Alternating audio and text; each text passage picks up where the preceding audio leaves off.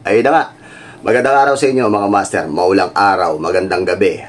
Hindi ko alam kung anong oras yun napapanood to. Maligayang pagdating ulit sa ating channel, itong Bike Talk with Papa Jack. At siya nga po pala, bago tayo magsimula, meron tayong bagong FB page. Eto. At sa mga susunod nating episode, ilalagay natin dito. At sa mga hindi pa nakaka-follow, follow lang po kayo. Ngayon, ang pag-uusapan natin mga master, paano nga ba ang tamang guidelines kapag bibili tayo ng pyesa? Bago man o second hand?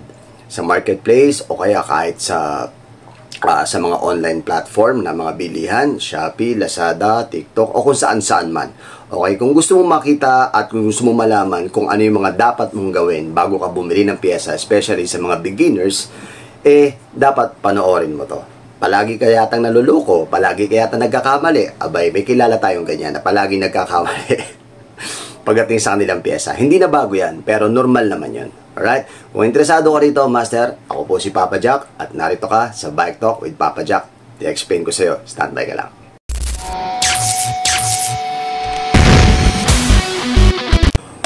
Ayun na. Sabi sa inyo, mabilis lang yan master Napakarami ngayon na nahihilig sa bisikleta. Siyempre, alam naman natin yon, mga kabataan o kaya may edad na pero beginners pa rin.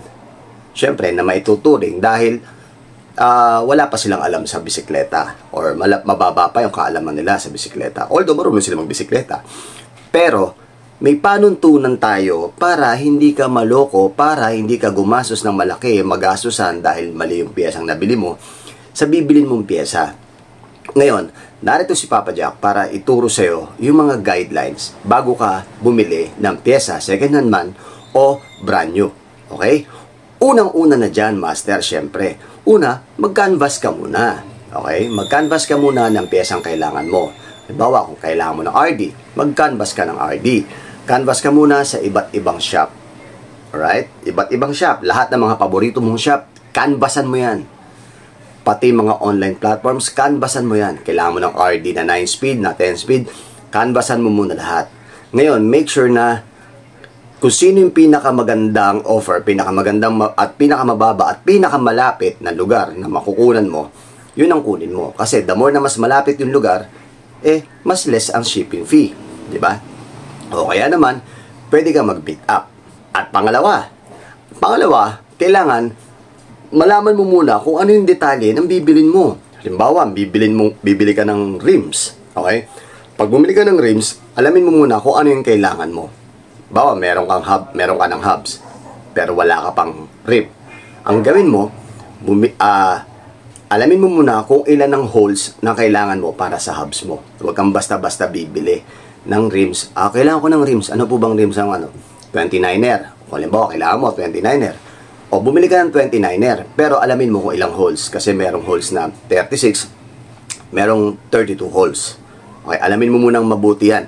Lahat, pati yung sukat ng handlebar, alamin mo muna kung 42 o 44. Alamin mo muna pati yung sukat ng seat post, kung 31.6 o 27.2. Lahat, bago ka bumili, alamin mo muna, may mga kanya-kanyang sukat yan. Para hindi ka magkamali. At pangalawa doon, syempre, yung cogs. Pag bumili ka ng cogs, bibili po ako ng cogs. Anong speed? Okay, kasya po ba ito 9 speed? 8 speed? Meron tinatawag tayong cassette type at meron tayong tinatawag na thread type. So, alamin mo kung ano yung kailangan mo. Huwag kang basta bibili ng cogs, ng pyesa, na hindi mo alam kung ano yung detalye. Dahil sayang ang pera, sigurado, pagka nagkamali ka, bibili ka ulit. Alright? Pangatlo nating tips. Kapag nakakita ka na ng pyesa, halimbawa, nakakita ka na ng pyesa sa online, usually nangyayari to sa online Nakakita ka sa Shopee, nakakita ka sa Lazada. Tingnan mong mabuti, halimbawa, bumili ka ng hubs, bibili ka ng hubs. Nakakita mo, hubs, 12 speed, okay, 12 speed, tapos meron ako ditong mga pyesa. May mga corresponding details yan. May mga importanteng detalye bawat pyesa natin na may mga maliliit na detalye na hindi natin nalalaman na posible nating ikamali ng bilhin natin. Halimbawa, microspline pala itong nabili ko. Hindi pala cassette itong nabili ko. Thread type pala itong nandito na 9 speed. Kasi may 9-speed na thread type, may 9-speed na cassette. So, kailangan basahin nyo muna yung full details na nasa ilalim ng mga platform na yan or sa marketplace kung ano yung detalye ng binibenta niya na kailangan nyo. Hindi yung basta kayo bibili kayo, kagad kayo. Pag nagkamali kayo, sayang yung pera. Diba? At sumunod natin. Siyempre, kailangan natin magtanong ng last price. Okay? Kung sakaling second hand man yung binibili nyo. Or meron din naman mga shop na mga budget meal na bike shop na nagpapatawad. Halimbawa, sinabi, 2.6. 2.6. Pero magkano po yun? Pwede po bang tumawad? 2.5 na lang. Tawad kayo. Humingi kayo ng last price, especially sa mga second hand. Kasi yung mga second hand nagbibigay yan ng margin. Halimbawa, ang benta nila sa product sa pyesa nila, halimbawa, nasa 1.8. Nagbibigay sila ng margin. Pag tumawad to, hanggang 1.6. Right? So, huwag kayong mahiyang tumawad. Magandang magandang adhikain yun, yung paghingi ng tawad. Pero, alamin nyo muna, kapag nasa marketplace kayo, nakalagay doon, firm, fixed, wala na kayong magagawa doon. Huwag na kayo humingi ng tawad. Fix, nakalagay na doon Okay? So, maging responsable din tayong buyer para sa mga seller na nagbebenta. Ibig sabihin, kung hindi na pwedeng tawaran, hindi na pwedeng tawaran. Okay, ito yung isa sa pinakamahalaga. Ang sumunod natin, kung sakali man na tayo ay bibili sa meetup or online or marketplace, kung sa marketplace tayo bibili, make sure na yung bibilan nyo legit. Pwede nyo halimbawa bibili kayo ng handlebar. Yung handlebar, gusto nyo makita yung handlebar ng personal or ng kahit video, mag-request kayo sa seller na pwede po bang tawagan ko kayo, tingnan ko lang po yung product, pasend po ng mga picture muna kung tapos tawagan ko po kayo, legit ko lang po yung product, yung pyesa nyo, para makita ko lang po. Importante yon na kapag ka umuo yung buyer, yung seller, talagang confident ka na magbitaw ng pera. Kung halimbawa deliver mo lang. Pero kung ipapa-meet up mo lang, pinakamaganda, inspekin mong mabuti yung pyesa na bibilin mo. Tingnan mo mabuti kasi maglalabas ka nga ng pera Hindi rin biro-biro na maglabas ng pera sa panahon ngayon. Okay? Make sure na kapag bumili kayo ng pyesa, alamin nyo yung sira, tingnan nyo kung may sira, alamin nyo yung detalye ng bibili nyo, alamin nyo kung okay pa ba o hindi na. Baka mamaya meron lang idinikit para mag-umokay. Kung halimbawa man, yung habang bibili nyo, buksan nyo yung mismong pre-wheel nya, tanggalin nyo yung pre-hub nya, tanggalin mo. Para makita mo yung loob kung may wasak, kung may basag. Kasi pagka may basag yan, ginamit mo, automatic, perwisyo yan.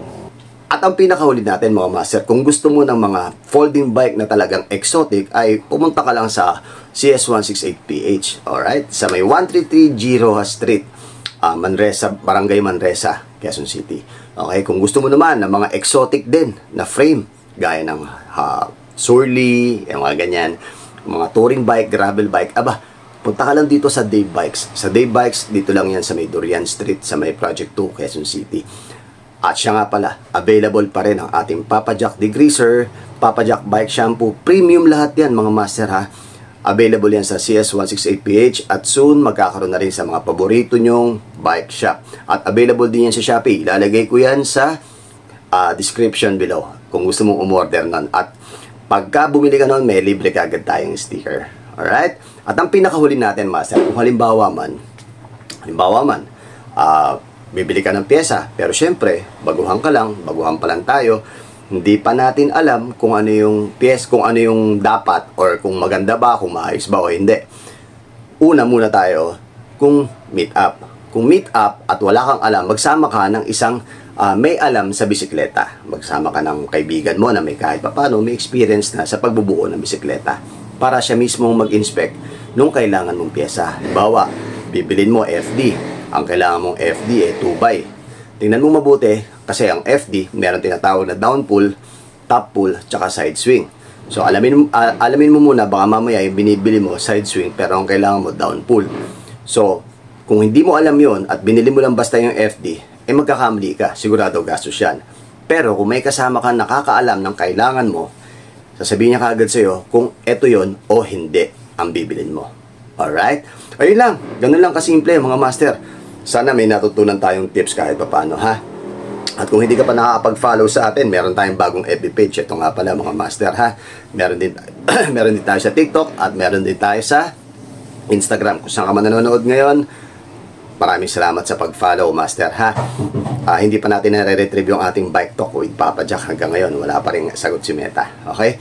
Ayun, hanggang doon lang muna po tayo, mga master. Palaging tandaan, mahihirapan pero hindi susuko. Manghingi sa Diyos ng gabay sa ating paglalakbay. Ako po si Papa Jack.